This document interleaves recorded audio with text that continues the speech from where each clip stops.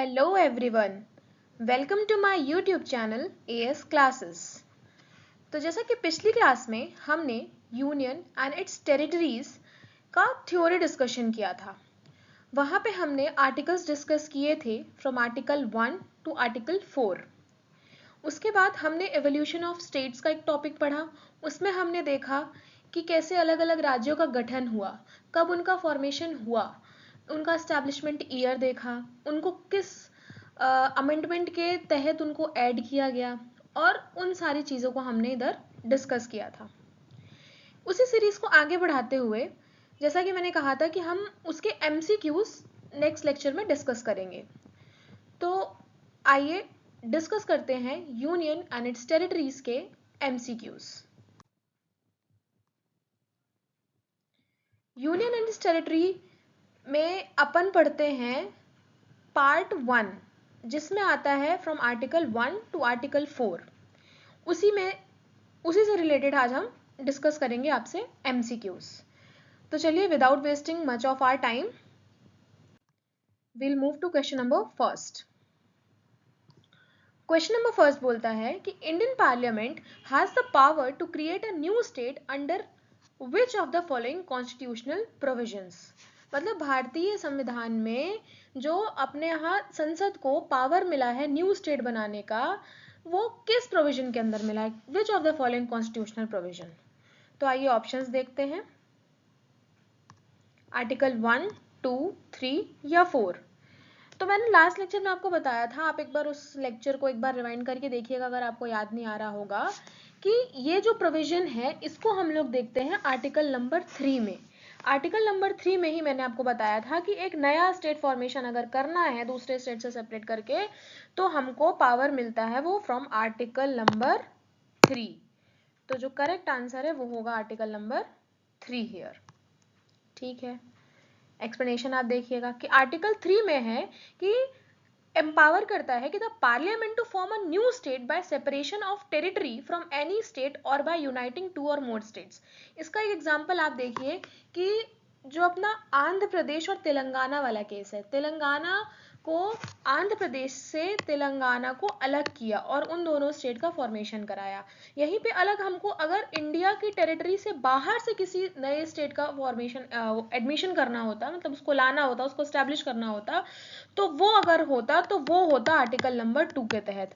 और अभी यहाँ पे हमें एक स्टेट फॉर्मेशन करनी थी, तो ये हुआ आर्टिकल नंबर 3 के तहत। चलिए आगे बढ़ते हैं क्वेश्चन नंबर 2 की तरफ। So the next question, that is question number 2, is the power to carve out a new state is vested in। अब नया स्टेट बनाना है तो किसके पास ये पावर है, कौन करेगा। मैंने लास्ट लेक्चर में आपको पर्टिकुलरली इस चीज को बताया था। आइए ऑप्शंस देखते हैं। Parliament, president, council of ministers या स्टेट्स रीऑर्गेनाइजेशन कमीशन।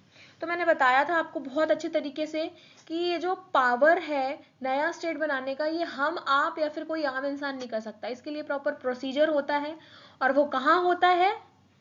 तो इसका आंसर है option number A, that is parliament. तो जी हाँ, इसका करेक्ट आंसर है ऑप्शन नंबर ए। मैंने आपको बहुत ढंग से समझाया था कि कैसे क्या प्रोसेस होता है। उसके बाद सिंपल मेजॉरिटी होती, पहले आपका किसी भी हाउस में बिल पास होता है, उसके बाद फिर अगर स्टेट्स से रिलेटेड है तो स्टेट्स के पास वो चीज़ जाती है, यूटी में है तो फिर पार्लियामेंट के पास ही रहता है। फिर इस तरीके से उनको एक पर्टिकुलर टाइम देते हैं। आप लोग लास्ट लेक्चर में ये चीज़ प्रॉपर, मैंने आपको ये चीज़ समझाई थी, आप लोग वहाँ जाके देखिएगा, समझिएगा, आपको प्रॉपर समझ में आएगा। ठीक है,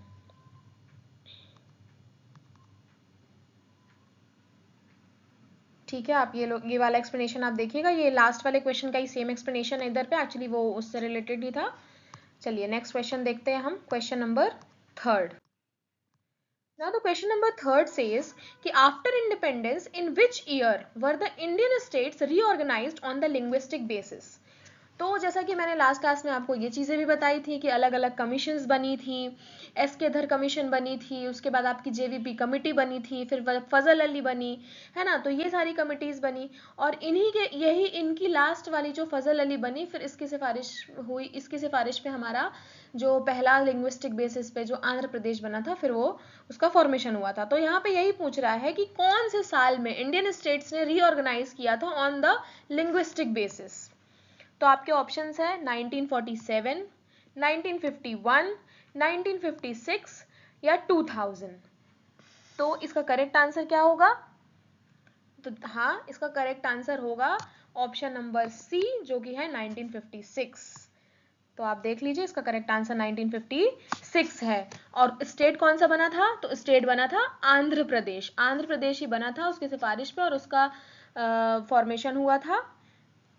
और कमीशन बनी थी फजल अली कमीशन, जिसके 2 चेयरमैन मैंने आपको बताए थे। आप एक्सप्लेनेशन में पढ़ने के लिए मैंने बोला था कि के.एम. पणिकर और हृदयनाथ कुंजरू। ठीक है,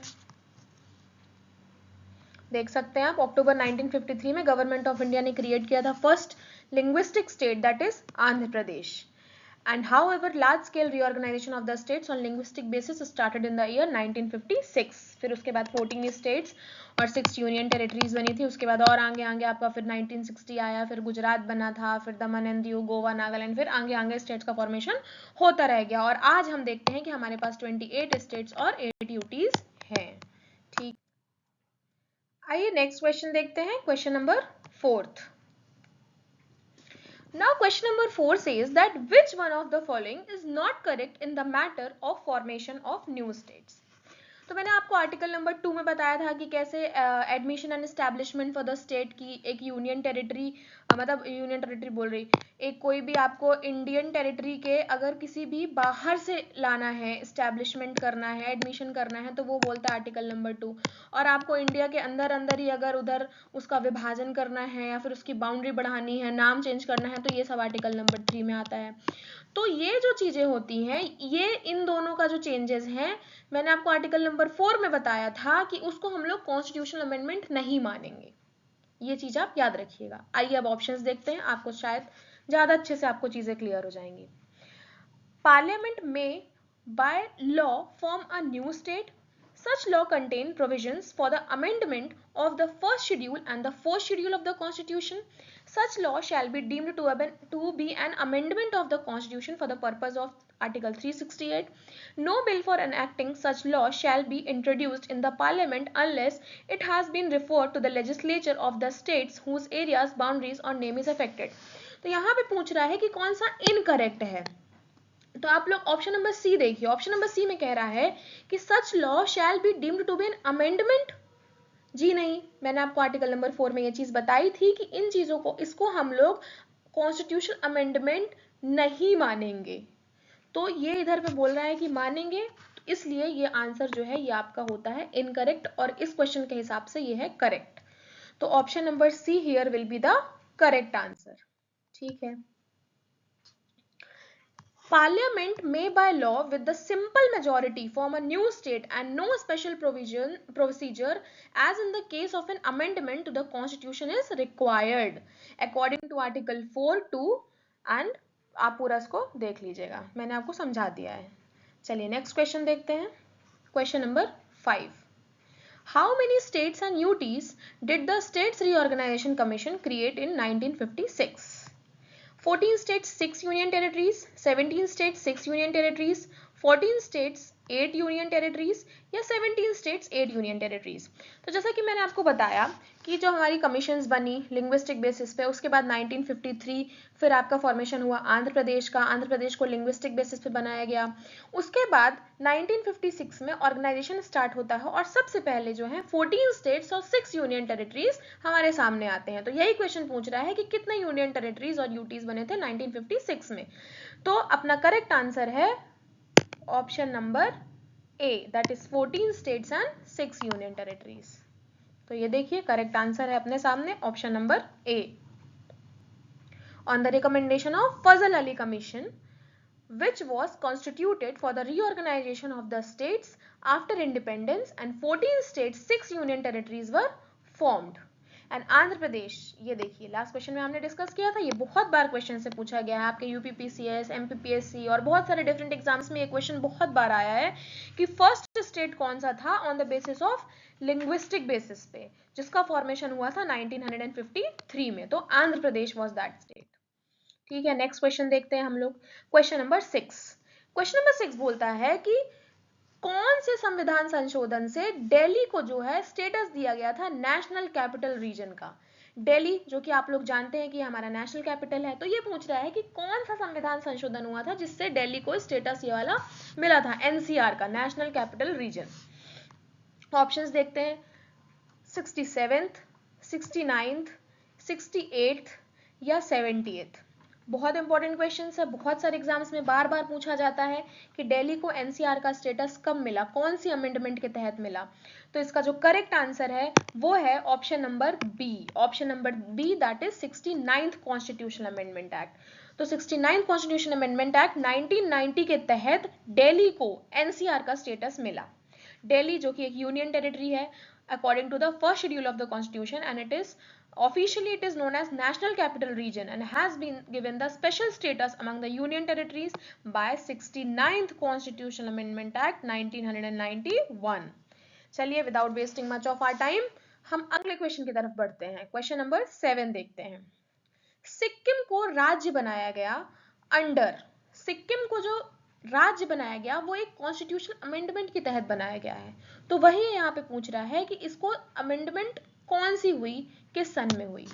देखते हैं, क्या 30th अमेंडमेंट है, 32nd, 36th या 40th अमेंडमेंट। तो इसका जो करेक्ट आंसर होगा वो होगा option number C, that is 36th constitutional amendment act. इसके तहत क्या हुआ था, सिक्किम को 22nd स्टेट बनाया गया था। 36th amendment to the constitution in 1975। तो हमारा जब राज्य हो रहा था, ऑर्गेनाइजेशन हो रहा था 1956 में, उसके बाद जब हमारे स्टेट्स बन रहे थे, उसके बाद इस टाइम पे हमारे पास 14 थे, धीरे धीरे धीरे धीरे करके 22वां राज्य बना था हमारा सिक्किम, और उसको ऐड किया गया था 36th कॉन्स्टिट्यूशन अमेंडमेंट एक्ट 1975 में। ये चीजें आप लोग ध्यान से पढ़िएगा, इसको नोट डाउन कर लीजिएगा। चलिए नेक्स्ट क्वेश्चन देखते हैं हम, क्वेश्चन नंबर 8। अब क्वेश्चन नंबर 8 बोल रहा है कि इसको आप लोग करेक्ट क्रोनोलॉजिकल ऑर्डर में लगाइए for the formation of states as a full states of the Indian union. तो आपको इसमें बताना है क्रोनोलॉजी के साथ, क्रोनोलॉजी मतलब कि ईयर वाइज, की पहले ये फिर ये फिर ये। ठीक है, चलिए देखते हैं हम लोग।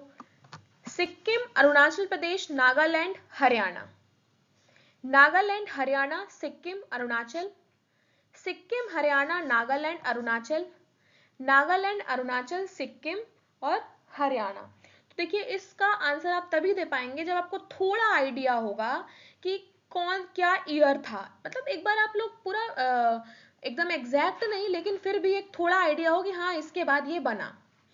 तो देखिए देखते हैं हम लोग, सबसे पहले हम देखते हैं option number A. Option number में ए मैंने आपको बताया सिक्किम। तो आपने अभी लास्ट जो क्वेश्चन था उसमें आपने सिक्किम के बारे में देखा कि सिक्किम कब बना था। तो सिक्किम का जो एस्टेब्लिशमेंट ईयर है वो है 1975। फिर आते हैं हम अरुणाचल प्रदेश की तरफ, अरुणाचल प्रदेश इधर आते हैं हम लोग नागालैंड। तो नागालैंड जो है ये बना था 1968 में। ठीक है, हरियाणा जो है, हरियाणा का ईयर था आपका 1966। तो ये यहीं पे गलत हो जा रहा है क्योंकि ये 1966 इधर 1975 आया, तो ऑप्शन नंबर ए तो आप काट दीजिए। फिर देखते हैं हम लोग option number B. Option number B में बोल रहा है नागालैंड। तो नागालैंड अभी हमने देखा, नागालैंड बना कब, 1968 में। फिर हरियाणा बना कब, हरियाणा बना था आपका 1966, सॉरी ये 1963। Nagaland will be 1963। यहाँ पे ये देखिएगा ये 1908 नहीं, ये 63 है, फिर ये है 66, लेकिन ये पहले ही गलत हो गया क्योंकि सिक्किम जो कि बाद में बना था उसको हमने पहले ला दिया। तो ऑप्शन नंबर ए तो आपका कट ही गया। ऑप्शन नंबर बी में देखते हैं तो आपका ये 63 है। फिर आया ये हरियाणा तो 66, ठीक है, अभी भी सही चल रहे हैं हम। फिर आता है सिक्किम, सिक्किम बनता है 75 में, तो अभी भी हम सही चल रहे हैं। फिर आता है अरुणाचल प्रदेश 87, तो ये बिल्कुल करेक्ट आंसर, यहाँ पे क्रोनोलॉजी बिल्कुल सही है कि पहले बना 1963 में आपका बन गया ये नागालैंड, उसके बाद 1968 में बन गया आपका हरियाणा, फिर 75 में आपका बन गया सिक्किम, और 1987 में बन गया आपका अरुणाचल प्रदेश। तो ये क्रोनोलॉजी एकदम सही है, इसीलिए option number 2 will be your right answer. आप देख सकते हैं। अब इधर पे आप लोग एक बार एक्सप्लेनेशन भी देख लीजिएगा, तो आपको एक बार प्रॉपर कि नागालैंड बना 1963 में, हरियाणा बना 66 में, सिक्किम बना 75 में, और अरुणाचल प्रदेश लास्ट बना 1987 में। नागालैंड के साथ दो और बने थे, मिजोरम बना था, गोवा भी बना था। गोवा पहले यूटी था, गोवा को पहले यूटी बनाया गया था, 1987 में इसको स्टेटस मिला था राज्य का, ठीक है। सिक्किम मैंने आपको बताया ही 36 कॉन्स्टिट्यूशन अमेंडमेंट एक्ट, याद रखिएगा ये। और नागालैंड बन गया था 1963 में, ठीक है। चलिए अब हम नेक्स्ट क्वेश्चन की तरफ बढ़ते हैं। हमारा नेक्स्ट क्वेश्चन है क्वेश्चन नंबर 9। अब ये बोल रहा है छत्तीसगढ़ जो कि मध्य प्रदेश से अलग हुआ था। आप लोग याद करिए 2000 में मैंने आपको 6 राज्यों के साथ छेड़खानी वाली बात बताई थी। 6 राज्यों की छेड़खानी के बाद हमें 3 नए स्टेट्स मिले थे, और सेम मंथ था और सेम ईयर था, बस डेट्स डिफरेंट थी, और 3 नए राज्य हमें मिले थे। उन 3 नए राज्यों में हमारा जो 1 नवंबर को बना था वो बना था हमारा छत्तीसगढ़, किससे अलग होकर? एमपी से अलग होकर।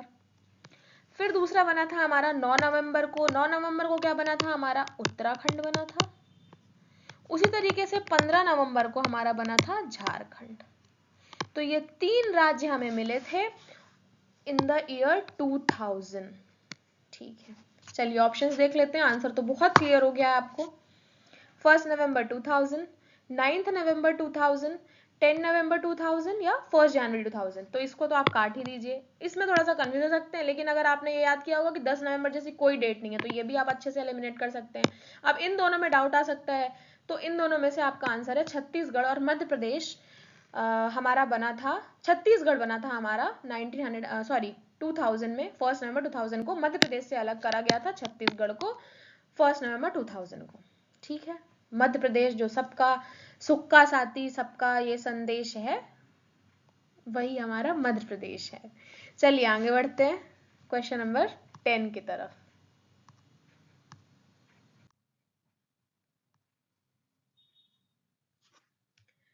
Which of the following is the first state in India formed on the basis of languages? तो कौन सा वो पहला राज्य था जिसे भाषा के आधार पर पहला राज्य बनाया गया था? तो ये मैंने आपको बहुत बार बता दिया, एक बार फिर से यही क्वेश्चन आ गया है। इसके ऑप्शंस देखते हैं हम, केरला, मध्य प्रदेश, आंध्र प्रदेश या उत्तर प्रदेश। तो विदाउट वेस्टिंग आवर टाइम हम इसका आंसर बताएंगे, जो कि है ऑप्शन नंबर सी, आंध्र प्रदेश। इसको लिंग्विस्टिक बेसिस पे बनाया गया था और ये हमारा पहला ऐसा राज्य था, ठीक है। इसका option number C will be the correct answer. अक्टूबर 1953 में, फिर 56 में स्टेट्स रीऑर्गेनाइजेशन हुए, फिर वही चीज आ गई अपने 14 राज्य, 6 यूटी, और फिर वही वाली हिस्ट्री पूरी आपकी आ गई। नेक्स्ट क्वेश्चन देखते हैं, क्वेश्चन नंबर 11। क्वेश्चन नंबर 11 बोलता है कि 15th स्टेट कौन था? 14 और 6 तो हमने देख लिए, अब आप याद करिए कि 15वां स्टेट कौन सा था सबसे पहले बना। उसका ईयर था 1960। आप बताइए, ऑप्शन है आपके गोवा, मिजोरम, गुजरात या नागालैंड। करेक्ट आंसर इसका ऑप्शन नंबर सी, गुजरात बना था 1960 में, और ये स्टेट्स ऑर्गेनाइजेशन जब 14 और 6 के बाद ये 15वां स्टेट बना था, जो कि था गुजरात, ठीक है ना। इसके बाद से हमारे 15 राज्य हो गए थे, ठीक है। नेक्स्ट क्वेश्चन देखते हैं, क्वेश्चन नंबर 12। क्वेश्चन नंबर 12 बोलता है, आपको ये 2 पॉइंट्स दिए हुए हैं, इसमें से बोल रहा है कौन सा सही है। पहला बोल रहा है कि आर्टिकल 3 अलाउ करता है एडमिशन और establishment of new states that are not a part of the union of India. क्या आर्टिकल 3 में ऐसी बात बोली गई है? तो जी नहीं, आर्टिकल 2 में यह बात बोली गई है कि जो इंडिया का पार्ट नहीं है उसका एस्टैब्लिशमेंट करना है तो आर्टिकल 2 की हेल्प लो, इंडिया के अंदर कुछ काम करना है तो आर्टिकल 3 की हेल्प लो। ये मैंने आपको कम से कम नहीं तो 5 से 7 बार बता दिया है। तो पहला तो हमारा सही नहीं है। दूसरा देखते हैं, India has not acquired foreign territories since independence. क्या इंडिया ने कोई भी फॉरेन टेरिटरीज एक्वायर नहीं की है क्या? की है। ये हमने पढ़ा था, आर्टिकल 1 में देखा था कि जो टेरिटरीज में आते हैं वो अपने स्टेट्स आते हैं, यूटीज आते हैं और एक्वायर्ड टेरिटरीज आते हैं। तो वहीं से हमें क्लियर है कि वो एक्वायर तो किया है और एक्वायर किया भी है। तो only 1, only 2, only both 1 and 2 या नीदर 1 और 2। तो देखिए पहला ऑप्शन तो मैंने आपको बता दिया कि गलत है और ये वाला जो आंसर है ये सही है, नॉट एक्वायर्ड नहीं, India has acquired foreign territory since independence. तो जो करेक्ट आंसर है वो है option number B, only 2। Next question है क्वेश्चन नंबर 13। अब क्वेश्चन नंबर 13 बोलता है कि the parliament enacted which of the following constitutional amendment in order to implement the state reorganisation act. जैसे कि मैंने आपको बताया था कि जब हमारी फजल अली अलग अलग कमीशन आई लिंग्विस्टिक बेसिस पे बनाने के लिए, राज्य उनका अलग अलग, सबका अलग अलग मत था, बहुत सारी कमीशंस आई, उन्होंने मना किया भाई कि हमें सही नहीं लग रहा है। उसके बाद फजल अली कमीशन आई थी, उसके बाद अपना फॉर्मेशन हुआ था आंध्र प्रदेश का। तो उसके बाद जो स्टेट्स रीऑर्गेनाइजेशन एक्ट पास हुआ था वो भी एक अमेंडमेंट के तहत पास हुआ था। उस अमेंडमेंट को पूछ रहा है कि कौन सी अमेंडमेंट हुई थी जिसके तहत ये स्टेट रीऑर्गेनाइजेशन एक्ट पास हुआ था। तो आइए ऑप्शंस देखते हैं। First constitution amendment act, 7th, 42nd या 44th। तो आइए हम ये देखते हैं सारे। इधर पे आप एलिमिनेशन मेथड बहुत अच्छे से यूज कर सकते हैं। फर्स्ट कॉन्स्टिट्यूशन अमेंडमेंट एक्ट, याद करिए मैंने आपको शेड्यूल्स में बताया था कि जो फर्स्ट कॉन्स्टिट्यूशन अमेंडमेंट एक्ट है ये रिलेटेड है आपका abolition of zamindari rights, abolition of zamindari rights या लैंड रिफॉर्म से रिलेटेड है। और इसका जो शेड्यूल था वो था 9th शेड्यूल, आप लोग रिमाइंड करिएगा वो चीज। फिर आते हैं हम 42nd कॉन्स्टिट्यूशन, 7th हमें नहीं पता भाई क्या है, 42nd की बात करते हैं। 42nd में मैंने आपको बताया था कि इसको मिनी कॉन्स्टिट्यूशन ऑफ इंडिया कहा जाता है। क्यों कहा जाता है? क्योंकि इसने प्रियम्बल में कुछ वर्ड्स ऐड किए थे। कौन कौन से वर्ड्स ऐड किए थे? तो वर्ड्स ऐड किए थे इसमें आपका सोशलिस्ट, सेकुलर और एक वर्ड इंटीग्रिटी, ये मैंने आपको बताया था। तो आपको इतना तो याद होगा कि मैंने अभी फर्स्ट और 42nd तो बताया है। 44th कॉन्स्टिट्यूशन अमेंडमेंट एक्ट अभी हमने नहीं पढ़ा है, तो आपको डाउट आ सकता है इसमें और इसमें। तो आप लोग ये याद रखिए कि जो 7th कॉन्स्टिट्यूशन अमेंडमेंट एक्ट 1956 है, इसके तहत स्टेट्स रीऑर्गेनाइजेशन एक्ट पास हुआ था। तो इसका जो करेक्ट आंसर है वो है option number B, that is 7th constitution amendment act 1956। आइए नेक्स्ट क्वेश्चन देखते हैं हम लोग। क्वेश्चन नंबर 14 की बात करते हैं। विच of the following is the first state in India formed on the basis of language. तो ये शायद रिपीटेड क्वेश्चन है, ये मैंने आपको बता दिया है, केरला, मध्य प्रदेश या आंध्र प्रदेश या फिर उत्तर प्रदेश। तो इसका correct answer option number C है। आप लोग देख लीजिएगा, एक बार फिर से आ चुका है ये क्वेश्चन क्योंकि। ठीक है, नेक्स्ट क्वेश्चन देखते हैं, क्वेश्चन नंबर 15। अब क्वेश्चन नंबर 15 बोलता है कि creation of a new state requires which majority for the constitution amendment. तो मैंने आपको बताया था कि जब स्टेट्स का फॉर्मेशन होता है नया स्टेट, तो उसमें हम लोग कौन सी मेजोरिटी से पास करते हैं? पार्लियामेंट के पास ये पावर होता है, ये तो मैंने आपको बता दिया, अभी इससे रिलेटेड क्वेश्चन भी डिस्कस कर दिया। लेकिन पार्लियामेंट में पास होने के बाद भी कौन सी मेजोरिटी चाहिए होती है उसको आगे बढ़ाने के लिए, तो ये पूछ रहा है। मैंने आपको बताया है, अगर आपको नहीं याद हो, समझ नहीं हो चीजें, तो आप लोग पुराने वीडियो को देखिएगा। इसका जो मैंने इसके पहले जो जस्ट वीडियो मैंने डाला उसको आप लोग देखिएगा। इसके ऑप्शंस देखते हैं, सिंपल, 2/3, 2/4 या 2/3 plus rectification of half of all states. तो इसका जो करेक्ट आंसर है वो है सिंपल मेजोरिटी। सिंपल मेजोरिटी इधर चाहिए होती है नए स्टेट बनाने के लिए। नेक्स्ट क्वेश्चन देखते हैं, क्वेश्चन नंबर 16। आप लोग ये एक्सप्लेनेशन देखिएगा कि पार्लियामेंट में फॉर्म न्यू स्टेट और ऑल्टर द बाउंड्रीज, या फिर नेम भी चेंज कर सकते हैं, of existing state by simple majority, bye simple majority and by an ordinary legislative process. No such law should be deemed an no such law shall be deemed to be an amendment of the constitution under article 368. चलिए ठीक है, next question देखते हैं हम लोग, question number 16। Which of the following is not possible by a law of parliament under article 3 of the constitution? अब देखिए, देखते हैं क्या पूछ रहा है ये बोल रहा है कि आर्टिकल 3 में ऐसा कौन सी चीज हम नहीं कर सकते। मैंने आपको आर्टिकल नंबर 3 बताया था कि हम लोग उसमें नया स्टेट बना सकते हैं, उसकी बाउंड्री को ऑल्टर कर सकते हैं, घटा सकते हैं, बढ़ा सकते हैं, नेम चेंज कर सकते हैं, ये सारी चीजें मैंने आपको बताई थी। अब इसमें से पूछ रहा है कि कौन सा ऑप्शन गलत है, सही नहीं है आर्टिकल 3 के तहत। तो आप लोग देखिए, इसमें फर्स्ट ऑप्शन जो है फॉर्मेशन ऑफ न्यू स्टेट, बिल्कुल कर सकते हैं, ऑल्ट्रेशन तो कर ही सकते हैं इसकी बाउंड्रीज को भी। अब ये बोल रहा है एडमिशन ऑफ न्यू स्टेट, तो ये होता है आर्टिकल 2 के तहत। अपनी इंडियन टेरिटरी में किसी भी बाहर से कोई भी किसी को अंदर लाना है तो वो आर्टिकल 2 करता है, तो ये यहाँ पे आपको ऑप्शन नंबर डी सही हो जाता है। चलिए देखते हैं नेक्स्ट क्वेश्चन, इसका एक्सप्लेनेशन है ये, आप देखिएगा कि provisions for forming of new states and altering of area boundary और names of existing states under article 3। तो अकॉर्डिंग टू आर्टिकल, ये आप सारी चीजें हैं जो आर्टिकल 3 के तहत आप लोग कर सकते हैं। इंक्रीज कर सकते हैं स्टेट का एरिया, उसकी बाउंड्रीज कम कर सकते हैं, उसका नाम बदल सकते हैं, है ना। तो प्रोविजंस फॉर एस्टैब्लिशमेंट और admission of new states comes under article 2। जो नया स्टेट का एडमिशन अगर आप करना है तो आपको उसमें आर्टिकल 2 के तहत काम करना पड़ेगा, और ये सारे काम करने हैं ये आते हैं आर्टिकल नंबर 3 के तहत। इसीलिए जो ऑप्शन डी है वो होगा आपका सही आंसर।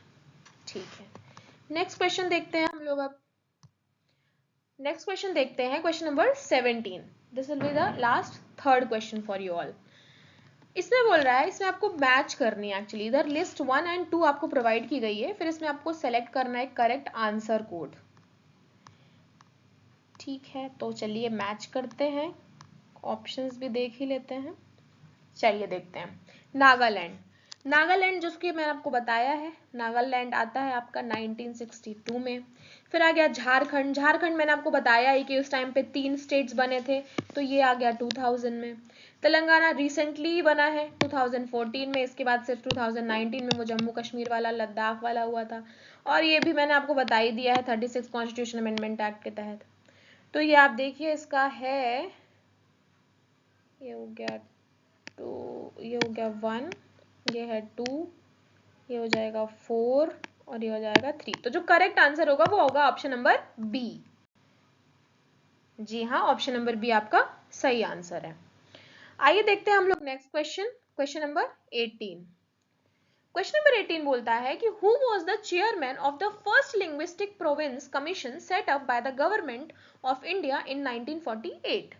अब इधर बात कर रहा है कि जब आपकी कमीशंस बनी थी लिंग्विस्टिक बेसिस पे बात करने के लिए, मैंने आपको बताया था कि पार्ट्स में डिवाइड हुआ था, part A, part B, part C, part D. फिर लोगों की डिमांड बढ़ी थी, लोगों का कहना था कि हमें भाई मतलब लिंग्विस्टिक बेसिस पे स्टेट्स चाहिए। उसके बाद अलग अलग कमीशंस बनी थी। तो जो पहली लिंग्विस्टिक कमीशन बनी थी उसका चेयरमैन कौन था, ये उसकी बात कर रहा है। तो आइए ऑप्शंस देखते हैं, जवाहरलाल नेहरू, सरदार वल्लभ भाई पटेल, एस.के. धर या फजल अली। तो जवाहरलाल नेहरू तो है नहीं। सरदार वल्लभ भाई पटेल हमने इधर जेवीपी कमेटी पढ़ी थी, लेकिन इसके पहले हमने एक और कमेटी पढ़ी थी जिसको हम लोग कहते हैं धर कमीशन, एस.के. धर कमीशन। तो जी हाँ, इसका जो करेक्ट आंसर, और एस.के. धर के बाद फिर अपना लास्ट में फजल अली बनी थी, जिसका जो करेक्ट आंसर है वो है एस.के. धर। एस.के. धर कमिटी जो बनी थी वो फर्स्ट लिंग्विस्टिक प्रोविंस कमीशन बनी थी और उसके चेयरमैन थे एस.के. धर 1948 में। जी हाँ, करेक्ट आंसर है आपका ऑप्शन नंबर सी, एस.के. धर। ठीक है, नेक्स्ट क्वेश्चन देखते हैं हम लोग। अब क्वेश्चन नंबर 19 की बात करते हैं। This will be your last second question. Which of the following princely states refused to join the Indian Confederation during the attainment of independence? तो याद करिए, मैंने आपको 3 ऐसे स्टेट्स बताए थे। मैंने आपको बताया था कि 552 प्रिंसली स्टेट्स थे, उनको ऐसा बोला गया था, उनको मौका दिया गया था कि आप इंडिया को ज्वाइन कर लो, पाकिस्तान को ज्वाइन कर लो या फिर रिमेन इंडिपेंडेंट रहो। इसमें से सबने ज्वाइन कर लिया था, लेकिन 3 ऐसे राज्य आए थे जिन्होंने रिफ्यूज किया था। उनके ऑप्शंस, उनको आपको पूछ रहा है कि वो कौन कौन से राज्य थे। तो मैसूर, जूनागढ़, कश्मीर और हैदराबाद, इधर पे आपको 4 ऑप्शंस दिए हुए हैं। अब आपको एक कोड प्रोवाइड करेंगे, उसमें आप लोगों को बताना है कि कौन कौन से ऐसे राज्य थे। मैसूर है क्या, जूनागढ़, कश्मीर और हैदराबाद है क्या, फिर है 1 मतलब मैसूर, जूनागढ़ और कश्मीर, या ऑल ऑफ द अबव। तो आप लोग बहुत अच्छे से याद करिए कि मैंने आपको वो 3 राज्य कौन कौन से बताए थे। मैसूर बताया था क्या? जी नहीं, मैसूर मैंने आपको नहीं बताया था। उसके अलावा मैंने आपको जूनागढ़ और कश्मीर और हैदराबाद तीनों बताया था। तो जहां जहां फर्स्ट ऑप्शन है वो तो पहले ही आपके गलत हो जा रहे हैं, ये गलत हो गया, ये हो गया, ऑल ऑफ द अबव होगा नहीं, तो बहुत इजीली आप लोग बता सकते हैं कि इसका आंसर यही होगा। चलिए, without wasting much of our time, we'll move to our last question. That is question number 20. अब क्वेश्चन नंबर 20 क्या बोलता है? क्वेश्चन नंबर 20 बोलता है कि विच of the following UTs union territories MLA do not participate in the election of the president of India. MLA इधर क्या है? एमएलए मतलब मेंबर ऑफ लेजिस्लेटिव असेंबली, या फिर आप कह सकते हैं विधान परिषद। अब इधर बोल रहा है कि कौन विधान परिषद पार्टिसिपेट नहीं करते हैं, तो विधान परिषद जिनके पास होगी वही पार्टिसिपेट करेंगे। तो हमारे जो यूनियन टेरिटरीज हैं, 8 यूनियन टेरिटरीज हैं, उसमें से सिर्फ 3 यूटीज ऐसी हैं जिनके पास विधान परिषद है। वो है हमारी दिल्ली, दूसरी है हमारी पुडुचेरी,